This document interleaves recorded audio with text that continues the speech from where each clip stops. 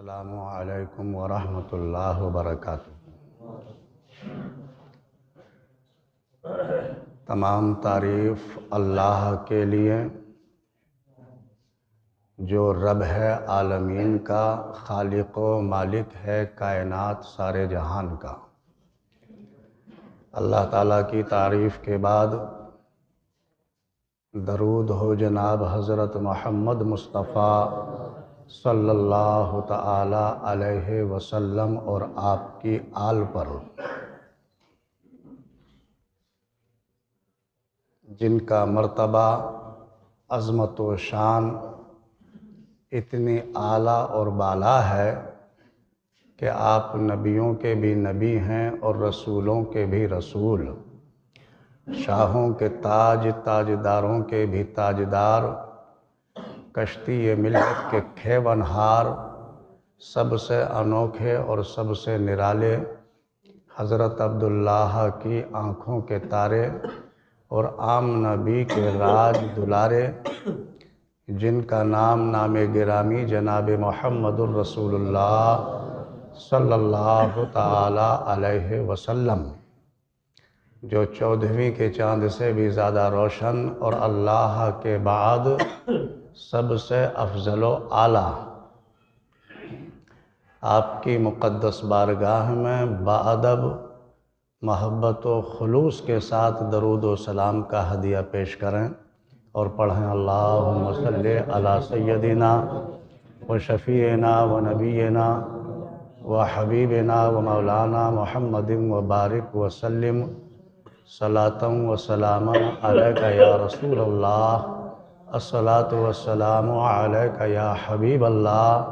الصلاۃ والسلام علیک یا نبی اللہ۔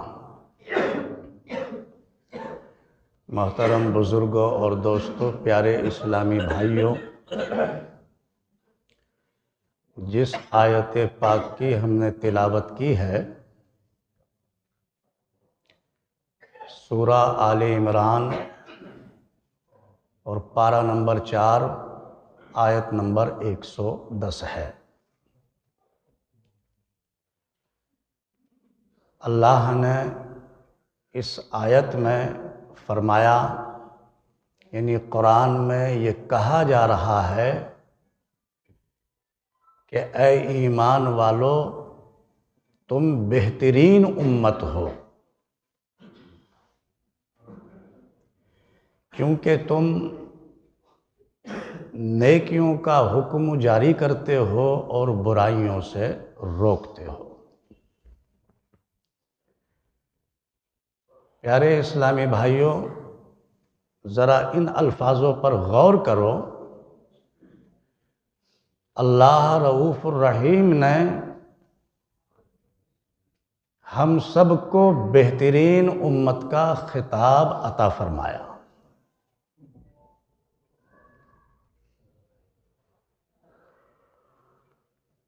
یہ کام امر بالمعروف و نہی عن المنکر کا کام، اچھائیوں پر چلنا اور برائیوں سے رکنا، اللہ چاہتا تو وہ اپنی طرف سے سارے فیصلے فرما سکتا تھا، لیکن اس کو منظور یہی ہے کہ یہ کام میرے بندوں کے ذمے رہے، تاکہ وہ اچھی بات کو خود بھی پسند کریں اور اچھی بات کو دوسرے کو بھی بتائیں، بری بات سے خود بھی بچیں اور بری بات سے دوسرے کو بھی بچنے کی تلقین کریں۔ یہ ذمہ داری شروع سے ہی انبیاء اور ان کی امتوں سے جاری ہے۔ ہم سے پہلے کی جو امت مسلمات تھیں، بنی اسرائیل، یہودی اور عیسائیوں کے ذمے بھی یہ دونوں کام تھے کہ نیکیوں کی دعوت دو اور برائی سے روکو، مگر ان امتوں نے اس ذمہ داری کو پورا نہ کیا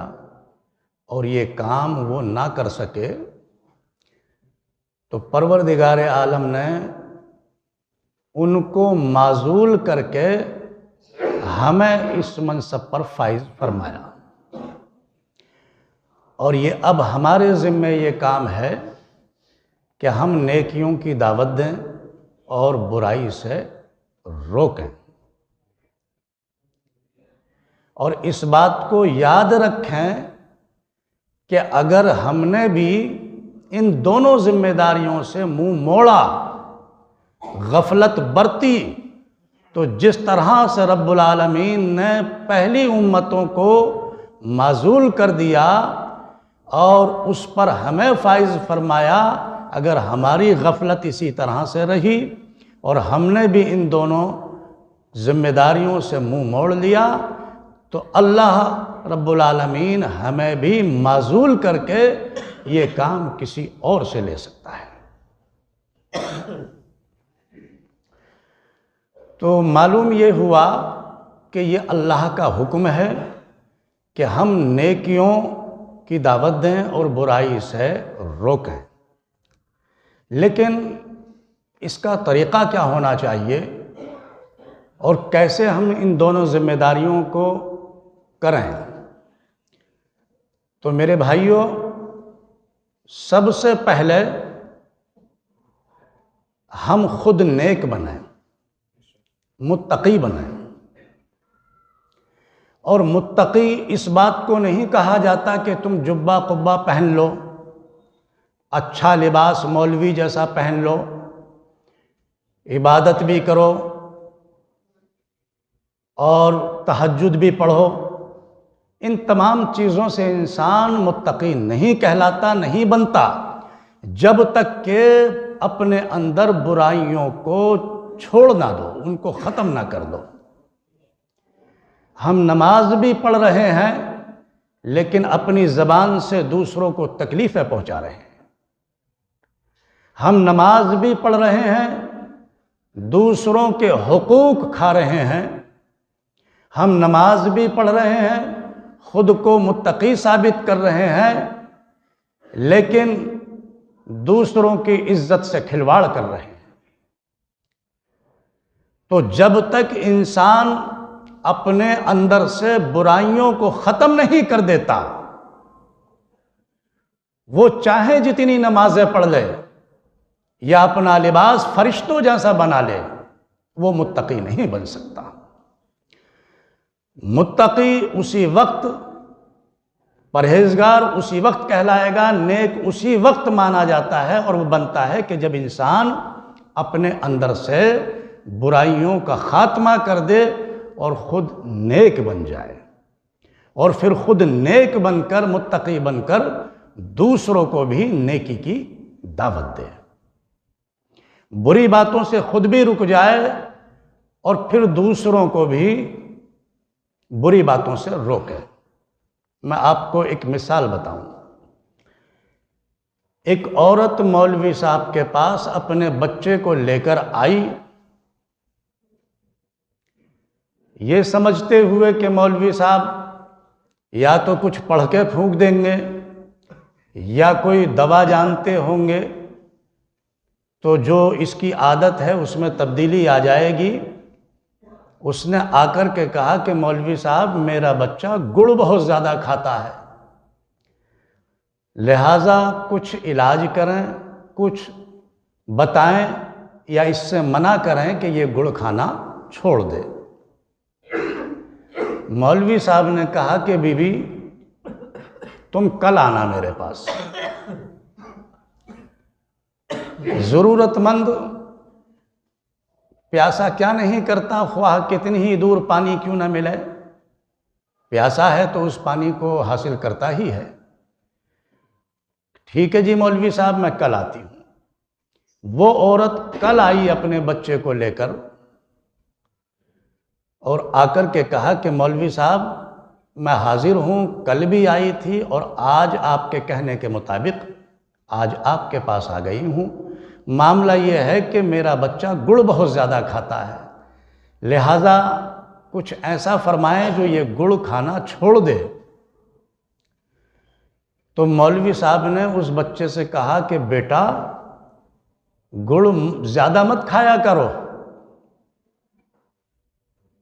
اور کہا اس عورت سے کہ بیوی جاؤ اپنے بچے کو لے جاؤ۔ اب وہ عورت بڑی حیرت میں تھی، پریشان تھی، چونکہ اس کے ذہن میں یہ تھا کہ مولوی صاحب کے پاس کوئی نسخہ ہوگا، کوئی دوا بنا دیں گے تو وہ دوا میرا بچہ کھا گا تو اس سے وہ عادت چھوٹ جائے گی، یا کچھ پڑھ کر پھونکیں گے، دم کریں گے تو اس کی وجہ سے یہ فائدہ مل جائے گا کہ میرا بچہ گڑ کھانا چھوڑ دے گا۔ مولوی صاحب نے تو صرف اتنا کہا کہ بیٹا گڑ زیادہ مت کھایا کرو۔ اس سے رہا نہ گیا، بولی مولوی صاحب آپ جانتے ہیں کہ میں بہت دور سے آتی ہوں، آپ کے کہنے کے مطابق آج بھی میں پریشان ہوتی ہوئی بڑی دور سے آئی ہوں، لیکن چونکہ میری ضرورت تھی مجھے آنا تھا۔ لیکن بات یہ ہے کہ مولوی صاحب اگر آپ کو صرف اتنا ہی جملہ کہنا تھا کہ بیٹا زیادہ گڑ مت کھایا کرو، تو یہ جملہ تو آپ کل بھی کہہ سکتے تھے۔ اگر آپ یہ جملہ کل کہہ دیتے تو میں آج پریشان نہ ہوتی۔ مولوی صاحب نے جواب دیا کہ بی بی کل میں اس لیے یہ جملہ نہیں کہہ سکا کہ کل میرے جملے کا کوئی اثر اس بچے پر نہیں ہوتا، اس کی وجہ یہ ہے کہ کل میں نے خود بھی گڑ کھایا ہوا تھا،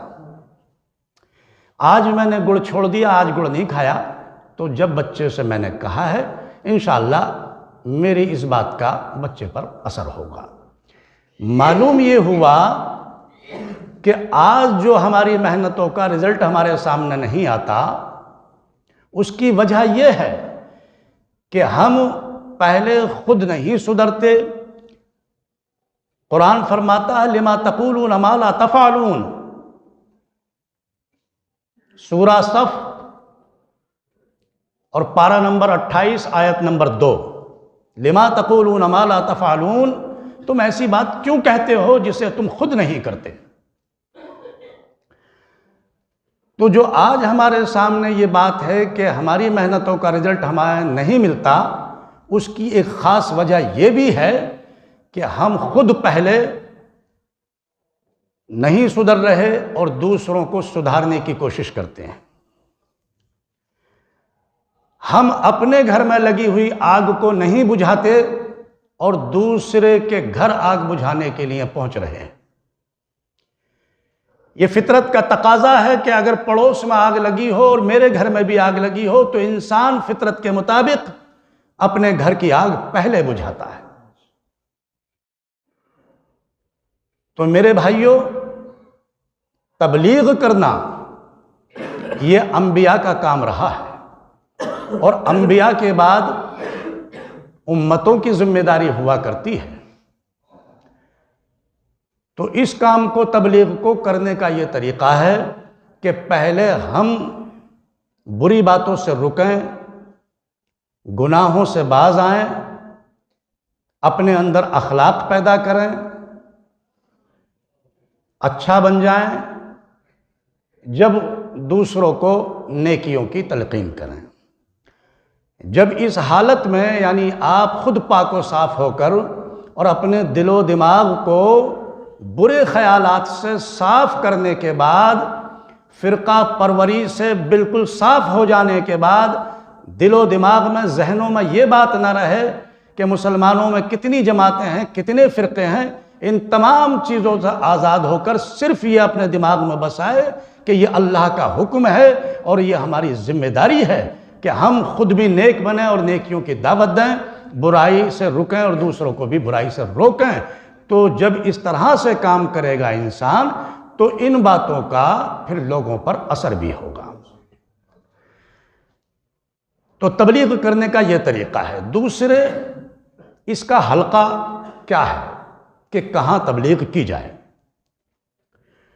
سب سے پہلے تو یہ کہ خود نیک بنے اور نیک بن کر اپنے گھر والوں کو نیکی کی دعوت دے، یعنی اپنے گھر میں لگی آگ کو بجھائے۔ اسی طرح سے اپنے رشتہ داروں تک اپنی بات رکھے، اپنے پڑوسیوں سے، چونکہ پڑوس میں تعلقات ہوا کرتے ہیں، ان سے بات رکھے، اپنے ملنے جلنے والوں سے، خواہ کسی بھی فیلڈ میں انسان رہتا ہو، کہیں بھی رہتا ہو، وہ اپنی فیلڈ میں یہ تمام کام کر سکتا ہے۔ لیکن مشکل یہ ہے کہ آج ہم خود نہیں سدھرتے، اپنے گھر کو نہیں سدھارتے، اپنے آس پاس کے ماحول کو اچھا نہیں بناتے، اور پھر ہم ایک فرشتے کی طرح متقی اور پرہیز بن کر ہم اپنے ظاہر سے لوگوں کو دکھا کر ہم ان باتوں کو آگے بڑھاتے ہیں۔ میرے بھائیوں، یہ باتیں آگے بھی بڑھیں گی، لیکن اس وقت جب آپ پہلے خود سدھر جائیں، اپنے گھر کو سدھار لیں، اور آس پڑوس، اپنے عزیز و اقارب، رشتہ داروں اور ملنے والوں کو اپنے قول سے، اپنے فعل سے، اپنے عمل سے ان کو سدھار لیجئے گا، اور یہ ہم سب کی ذمہ داری ہے۔